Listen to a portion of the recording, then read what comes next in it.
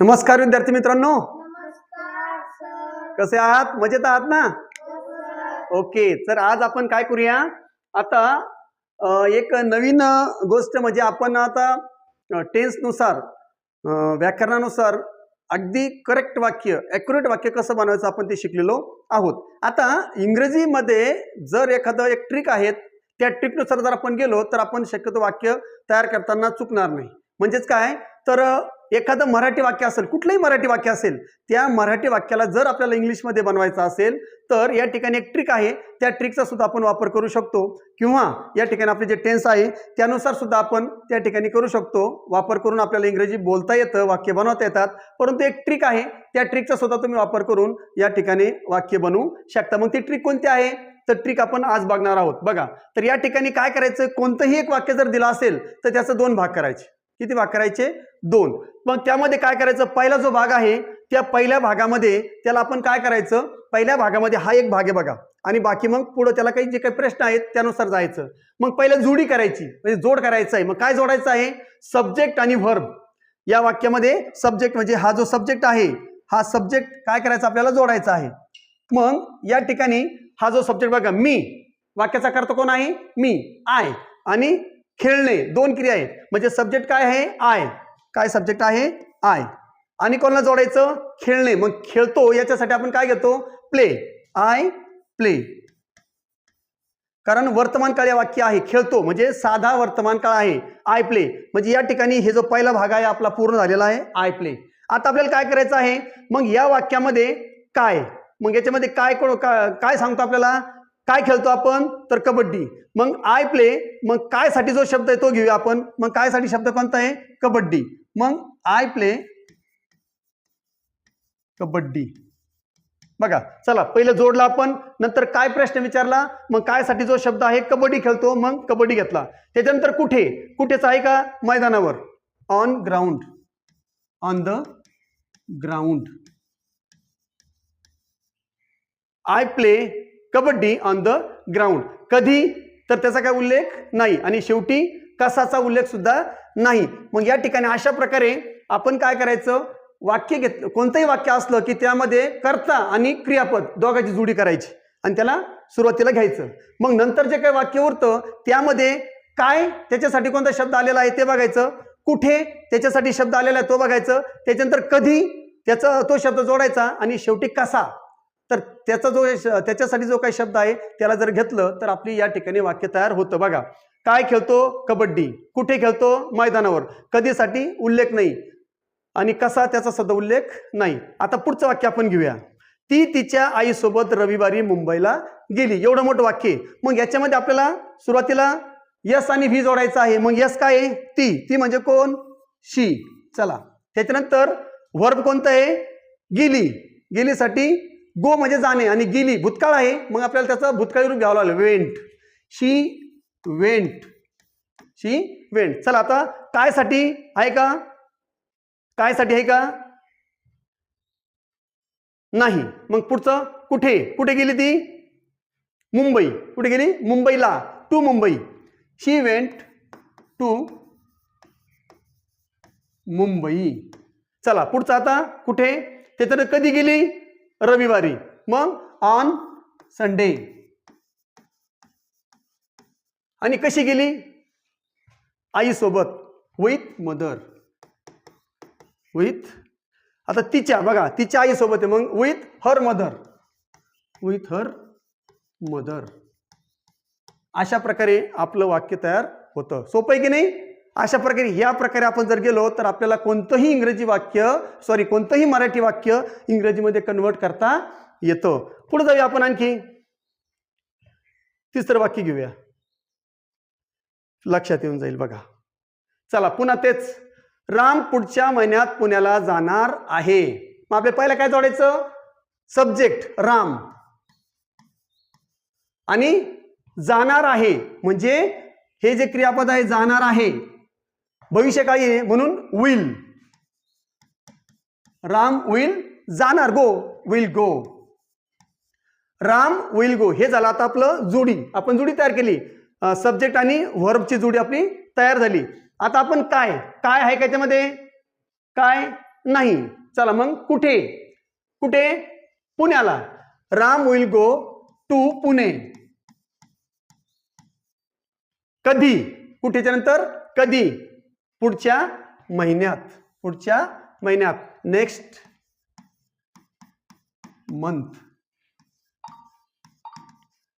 Next month. आपलं या ठिकाणी पूर्ण झालेलं आहे. राम पुढच्या महिन्यात पुण्याला जाणार आहे. कसा, त्याच्याबद्दल काही शब्द नाही. बघा हे सब्जेक्ट आणि हे दोन्ही पूर्ण झालं आपला. हा एक भाग सब्जेक्ट आणि वर्ब.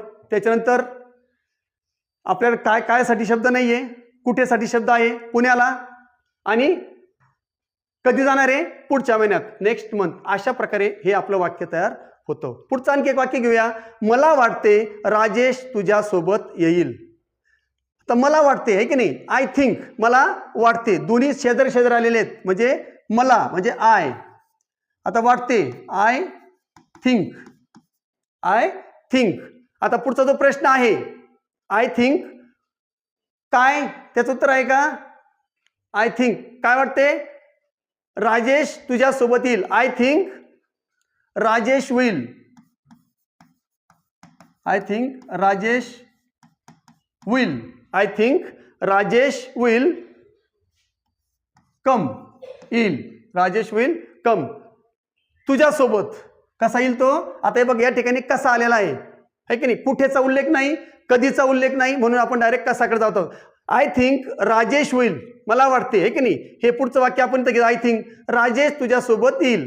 मग राजेश हे पुढे आलेलं आहे, येईल साठी आपण हे घेतलं राजेश विल, आणि तुझ्या Rajesh will come with you.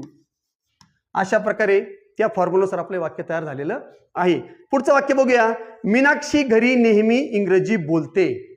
आता या ठिकाणी मीनाक्षी आणि बोलणे, त्याच्यासाठी आपण मीनाक्षी, मीनाक्षी हा बोलते आहे की नाही. आता या ठिकाणी नेहमी, कधीतरी, अनेकदा असं जर आलं ना, तर त्याला शक्यतो काय करायचं, जो व्हर्ब आहे त्या व्हर्बच्या अगोदर जोडून घ्यायचं. तर याला आपण आपल्या फॉर्म्युलानुसार शेवटी पण घेऊ शकतो.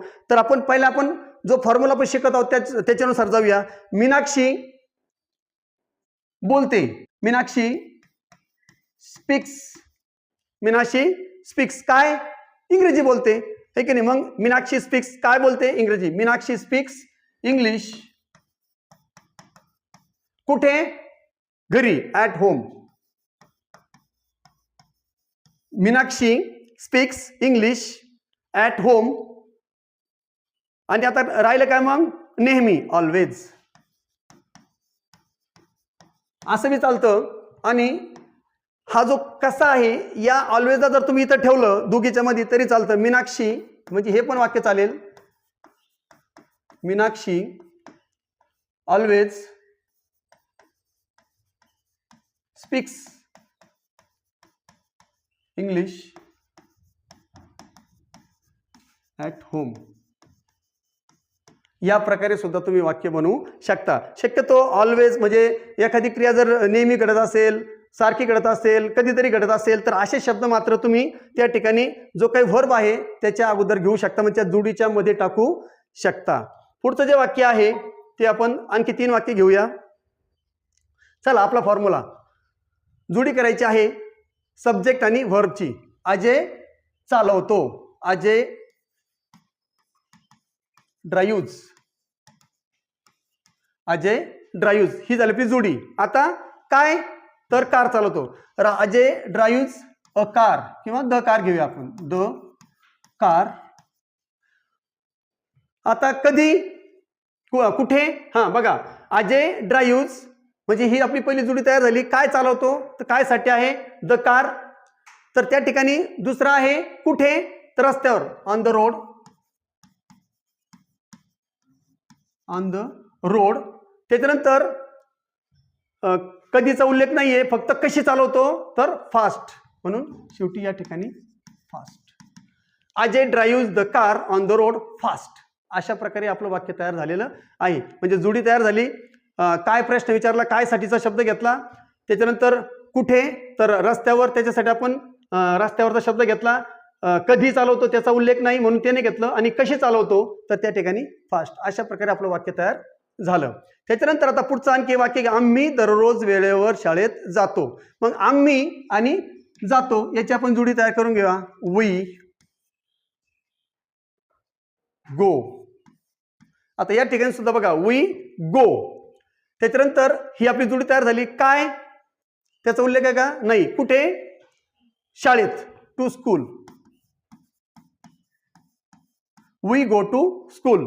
त्याच्यानंतर आता कधी तर दररोज. I go to school every day.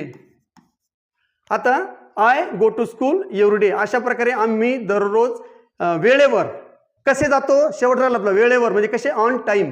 तर त्यासाठी सगळ्याचे ऑन टाइम. तुम्ही बघू शकता वी गो ही जोडी तयार झाली आपली. वी गो आम्ही जातो. त्याच्यानंतर काय प्रश्न विचारला तर कायचं उत्तर आहे का? नाही. मग कुठे? टू स्कूल शाळेत. त्याच्यानंतर कधी तर दररोज एव्हरी डे. त्याच्यानंतर कसा तर वेळेवर म्हणून ऑन टाइम. अशा प्रकारे आपलं वाक्य तयार झालं. शेवटचं वाक्य घेऊया. ती नेहमी वेळेवर शाळेत येते. ती शी. आता नेहमी तुम्हाला मागे सांगितलं तर असं जर असेल तर ऑलवेज आपण घेऊन टाकायचं. ऑलवेज. आता येते. शी ऑलवेज कम. शी ऑलवेज कम. आता प्रश्न विचारायचे. काय? कायचं उत्तर आहे आपल्याकडं? नाही. कुठे? तर शाळेत. टू स्कूल किंवा इन द स्कूल पण घेऊ शकता. To school. She always come to school.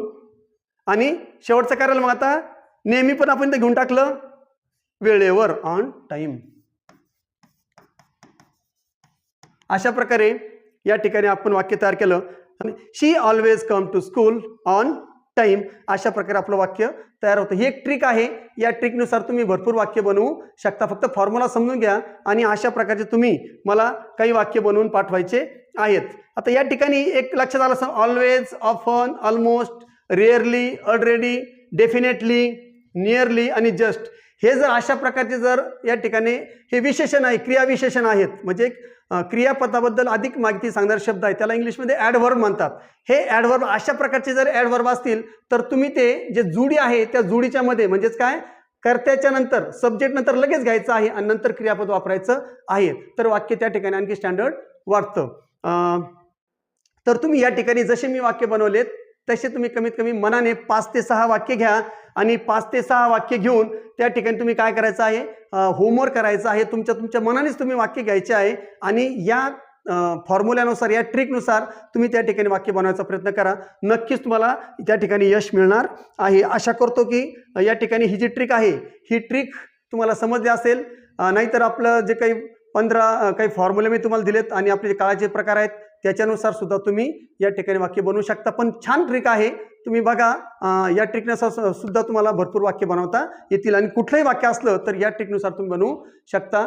Video जर आवडला असेल तर नक्की या ठिकाणी लाईक करा आणि कमेंट सुद्धा करा आणि जर चॅनल आवडला असेल चॅनलला सबस्क्राईब करा. आपल्या मित्रांना सुद्धा कळवा. पुन्हा आपण नवीन व्हिडिओ घेऊन भेटणार आहोत. तोपर्यंत जय हिंद, जय महाराष्ट्र.